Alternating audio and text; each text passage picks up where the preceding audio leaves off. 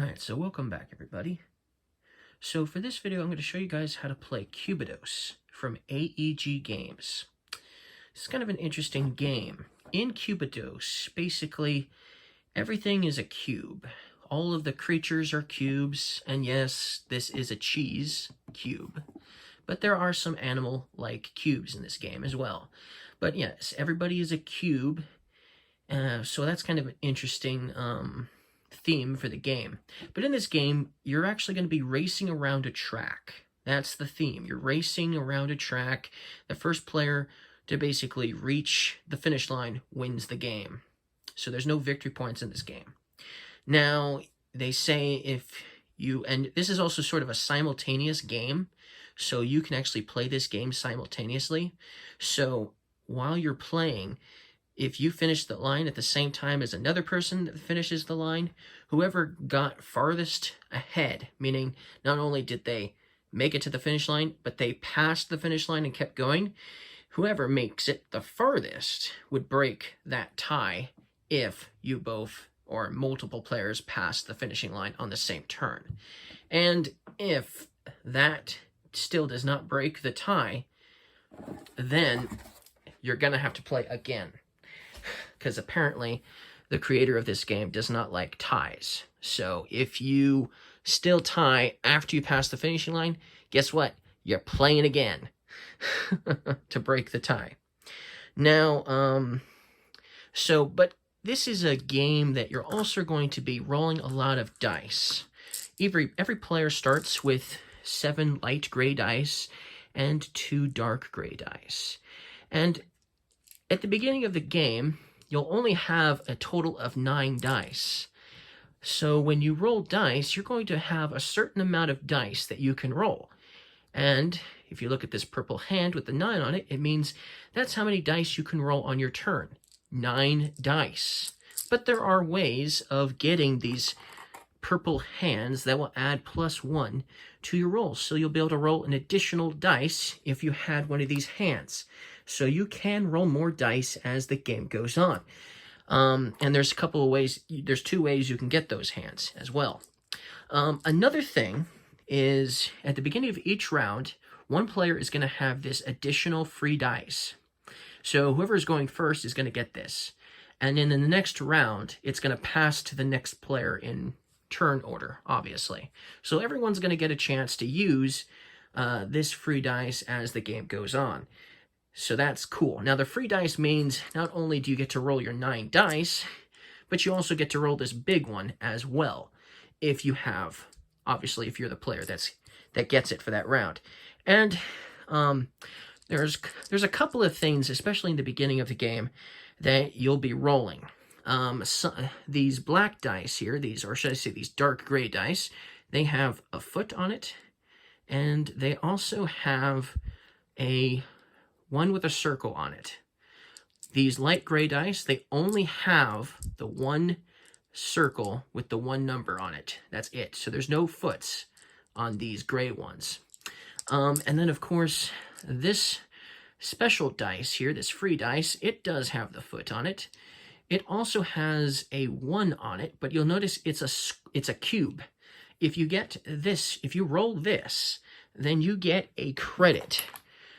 And you get to keep that credit over time. The thing about credits is, if you get credits, you do not have to use credits right away. But your other dice are also going to give you numbers as well. And before the end of each round, if you decide not to use all of your money, as in these money that are on these dice here, if you do not use all of this money, you lose the money. So you don't get to save it for later.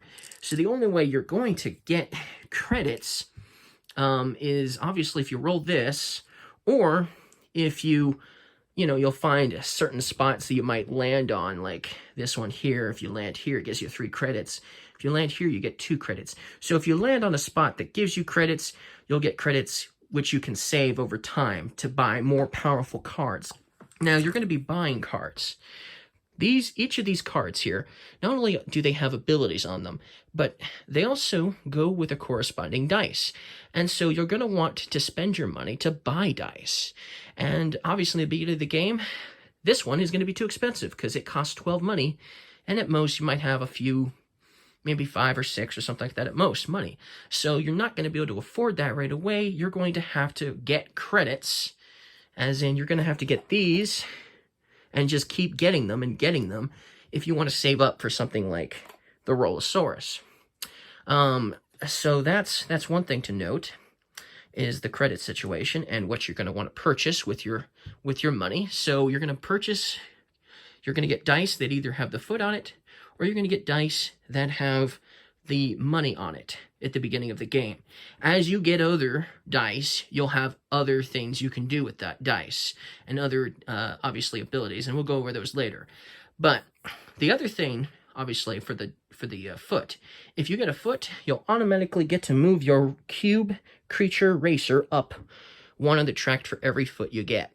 So we've got a lion cube here, and the other one is the blue elephant. So whoever you are, you'll get to decide which and move up one on the track, or one for each foot. So that's how you're going to move. Now, in the beginning of the game, you don't move very much, but as you get more dice, you'll find yourself moving quite a bit on turns, and it'll go faster. It'll definitely go faster as the game goes on. I noticed movement was really going fast once I made it to about here. So movement was just skyrocketing. In fact, at the end of the game, the last turn, I was like here, my opponent was here, we moved, and we made it past the finish line in one fell swoop. So it can obviously the game will definitely pick up as you play. Now, let's talk about actually rolling the dice, how the gameplay works. Well, first of all, you're going to, like I said, you're going to roll the 9 dice that you have, and if you're special, you're going to get this free dice as well. As in, if it's your turn to get it, you're going to have this. You're going to roll the dice, and then let's just go ahead and roll. So let's just say, for instance, I am first player. I'm going to roll this dice. I've got a little dice tower you guys can't see off screen. Okay, so this is what I rolled. I rolled a foot, and I rolled a 1. Oh, whoops. And I rolled a 1. That is all I rolled. So the cool thing about this game, it's kind of a push your luck style game. Push your luck when it comes to rolling. You can keep rolling until you either go bust or until you decide to stop rolling, okay? So, for instance, you will not go bust if you have less than 3 dice in your active dice. You have, like I said, you have the draw zone here. So you're going to be able to draw dice into your roll zone. Then you'll roll the dice, and then on active, dice that obviously aren't blank will move to active. And if you have 2 or less dice sitting on the active, you can keep rolling and rolling and rolling and rolling until you have 3 or more dice. Once you have more than 3 dice in the active spot, and you roll the dice, and all of the dice sides are blank, you go bust. And then everything inactive and everything you rolled goes to discard. Ouch. So you don't want that. Well, I mean, everything inactive goes right to discard, and then the rest stay on the roll. So when that happens, you don't have any money to spend, nor do you have any movement to spend. You have busted. You have wasted your turn, but not quite. Because when you go bust, you'll get to move your corresponding creature cube on the fan track. And so that is one thing you want to do at some point. So it might be worth busting once in a while so you can move up on the fan track.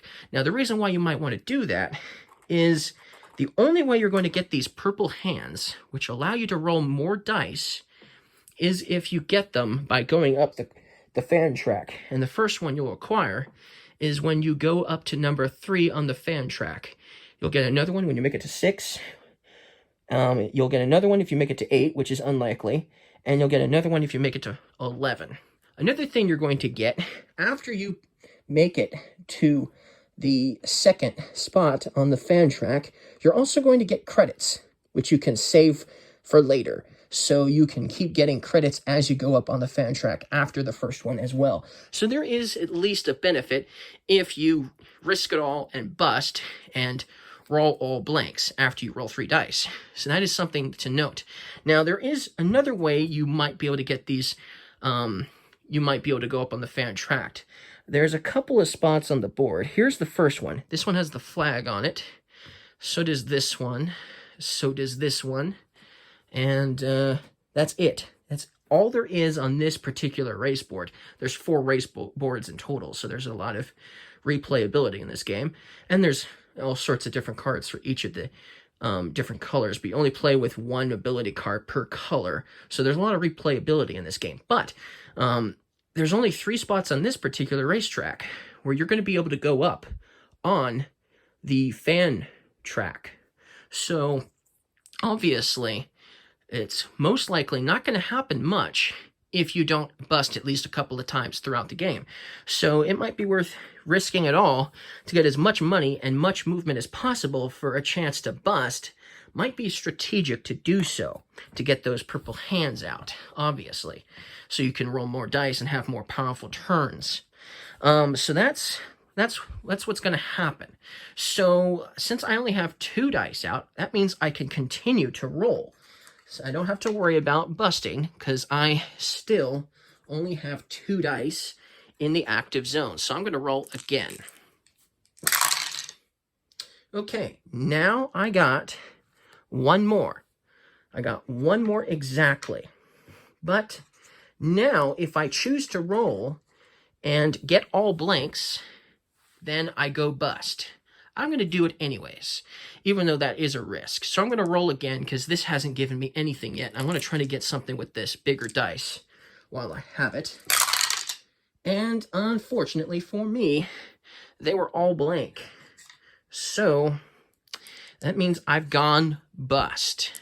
Okay, so I leave these in the roll spot, in the roll zone. Any dice that you can't utilize, meaning they didn't get to be put in active, they're going to stay in roll, and you're going to be stuck with them for the next turn, which is why you might want to try to get rid of some of these light gray dice if you can, so that way you have more chances to roll the better dice, all the other different colors, right? And throughout the course of the game, you're going to be able to do that. Like, if you land right here, you'll lose a dice of your choice, so that's good. That's actually very useful to lose those light gray dice, and they're all over the place. You'll lose 2 here, for instance, so you definitely want to lose some of these light gray ones, so that way you have more chances to roll the other colors as well. But yes, they would stay in the roll zone because I unfortunately busted, regardless of whether you bust or not. All dice that didn't get utilized, as in they didn't get put inactive, are going to stay in roll zone. Then, since I busted, all of these dice are then going to move to the discard zone. Okay, that completes my turn. Now remember, this is simultaneously happening, so people are going to be rolling at the same time. They're going to be choosing to roll again and again, you know, risking the whole bust and all that at the same time. So let's go ahead and roll for player 2 now and see what they managed to get. They don't get the free dice, so let's see what they get. Okay, they had a pretty good roll. They have, right off the bat, a foot and 2 of those. So they could, for instance, end their roll now, and let's see what happens if they were to do that. But you know what? Since they have still so many dice here, they're going to re-roll and try again. Try their luck. And they tried their luck, and it worked out. They didn't go bust because they were able to get some more stuff.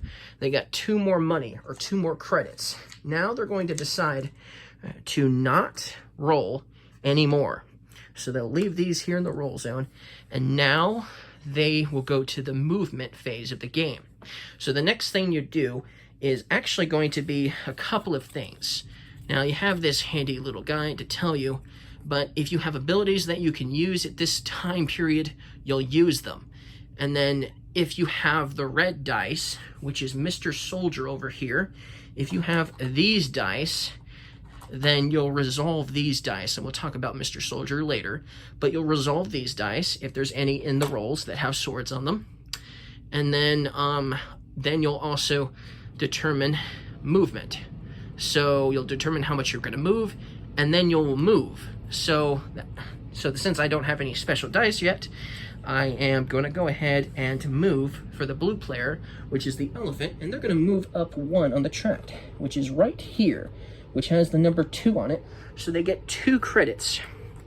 So now they have 2 credits there, which if they want to, they can save for later. And now, since I went bust, the only thing I get to do is move up on the fan track. I don't get any money, I don't get to buy any dice this turn at all. Okay, so now, they've settled their movement, so they'll just move it to discard. Now they have 4 money, so they can buy as many dice as they can afford with the amount they have. And technically, the blue player has 6 money altogether. With their 4 money, though, because they're not going to utilize their credits, they are going to buy 2 of these rich dogs. Okay? Now, the rich dog dice, or the brown dice, have dogs on them, and they also have the number 3 with a circle. If you roll a dog, okay, actually, let's talk about the cards now. So I'll see you guys in the next video. I'm going to talk about the cards in the next video.